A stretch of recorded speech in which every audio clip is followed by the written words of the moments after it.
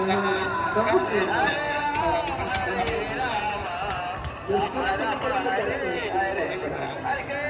इसलिए एक महीने का मेला लगता है। एक महीने में किसी दिन तुम संकल्प कर लो। ये कुंभ का मेला आ रहा है, एक महीना में हम देखते हैं कि कितने लोग साधु बनने का संकल्प करते हैं। पता तो चलेगा ना। पहले तो होता ही था ऐसे कि बहुत सारे लोग जो है कैंप में आते थे और कहते साहब इस कुंभ से अब मैं साधु जीवन की यात्रा शुरू करूँ, अब मैं संत हो जाऊँ। हजारों संत बनेंगे, एक दो नहीं, हजारों सन्यासी हो जाएंगे, संत हो जाएंगे। सब यात्रा को विराम दे करके इस यात्रा पर निकल पड़े। तो उन्होंने संदर्भ ढूंढा है ना। अब आप नहीं ढूंढ सकते तो उसको कौन क्या करेगा? वो तट क्या करेगा, ये यात्रा क्या करेगा और ये कुंभ क्या करेगा? उस संदर्भ को आप ढूंढो। और जैसे जैसे मैंने पहले कहा था, ये कुंभ बहुत विस्तृत है, धीरे धीरे उसमें प्रवेश करना। धीरे धीरे जब उसमें प्रवेश करोगे तो बहुत कुछ मिलेगा, बहुत कुछ मिलेगा और सबके लिए मिलेगा। एक नहीं है कि तुम्हारे लिए मिलेगा, सबके लिए मिलेगा। हम इस संदर्भ में इसको देखते हैं, अनुभव करते हैं। और एक बात तो ये बहुत सही है कि आप सुबह उठने का, इस कुंभ की यात्रा में आप सुबह उठो। घर में तो सोते थे तो 8 बजे कोई 10 बजे ये तो शुरुआत हो जाती है ना कि मैं कुंभ में आया हूँ, सुबह मैं उठ जाऊँ, मुफ्त में हो गया, थोड़ा गंगा स्नान करके आया ब्रह्म मुहूर्त। यहाँ तो बहुत काम नहीं करना है, झाड़ी लगाना है, जो लगा रहे हैं वो तो लगा रहे हैं, तुम्हें तो नहीं लगाना है। तो तुम इतना तो कर सकते हो, सुबह उठ जाओ ब्रह्म मुहूर्त। तो कोई संदर्भ छुपा है, उस संदर्भ को अपने लिए ढूंढो। मेरे लिए नहीं ढूंढना है, अपने लिए ढूंढना, सबको अपने अपने लिए ढूंढना। सुबह उठ गए, तुम्हें लगता है कि मैं कुंभ में आया हूँ तो मुझे ये करना चाहिए, सब लोग कर रहे हैं तो मुझे ये करना चाहिए, ये भाव पैदा कर लेना। स्नान के बाद भाव पैदा करना। ये जो गंगा है, नर्मदा है, जो तीर्थ की नदियाँ, उनके बारे में कहा जाता है स्नान करके दान करो। ऐसा इसका महत्व है। स्नान दान, स्नान करके दान करना।